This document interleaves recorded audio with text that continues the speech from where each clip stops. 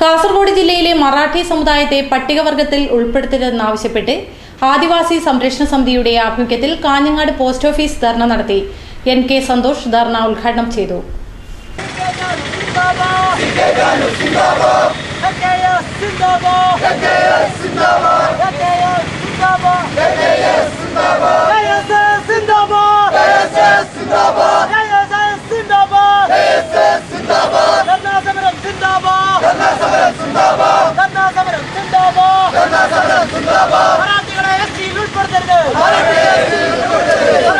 സംഘടന നടത്തുന്ന സമരങ്ങളെല്ലാം തന്നെ ജനാധിപത്യ രീതിയിലാണ് നമ്മളിപ്പോൾ നടത്തിക്കൊണ്ടിരിക്കുന്നത്.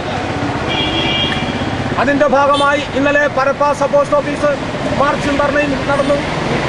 ഇന്ന് കാഞ്ഞങ്ങാട് ഹെഡ് പോസ്റ്റ് ഓഫീസ് മാർച്ചും ധർണയും, 20-ാം തീയതി രാജപുരം സബ് പോസ്റ്റ് ഓഫീസ് മാർച്ചും ധർണയും നടക്കുന്നു. ഞാൻ സൂചിപ്പിക്കുന്നത്, ഞങ്ങളുടെ ജനാധിപത്യപരമായ ഈ സമരം കണ്ടിട്ട് ജനപ്രതിനിധികൾ കണ്ണു തുറക്കുന്നില്ല എങ്കിൽ യാതൊരു തർക്കവും വേണ്ട. ഞങ്ങൾക്കൊന്നും നോക്കാനില്ല, ഞങ്ങൾക്കൊന്നും നഷ്ടപ്പെടാനില്ല. വരും നാളുകളിൽ ഇവിടുത്തെ പാർലമെന്റ് മെമ്പറുടെ വസതിയിലേക്ക് കൂടി ഞങ്ങൾ മാർച്ച് ചെയ്യും. കാസർഗോഡ് ജില്ലയിലെ മറാഠികൾ സമ്പന്നരും ആദിവാസികളുമായി ബന്ധമില്ലാത്തവരും ഭൂ ഉടമകളുമാണെന്ന് ആദിവാസി സംരക്ഷണ സമിതി ആരോപിച്ചു.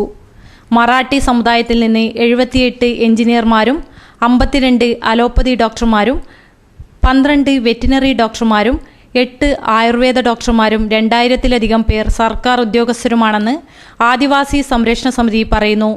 ധർണയ്ക്ക് KM കരുണാകരൻ, രമേശൻ മലയാറ്റുകര എന്നിവർ നേതൃത്വം നൽകി.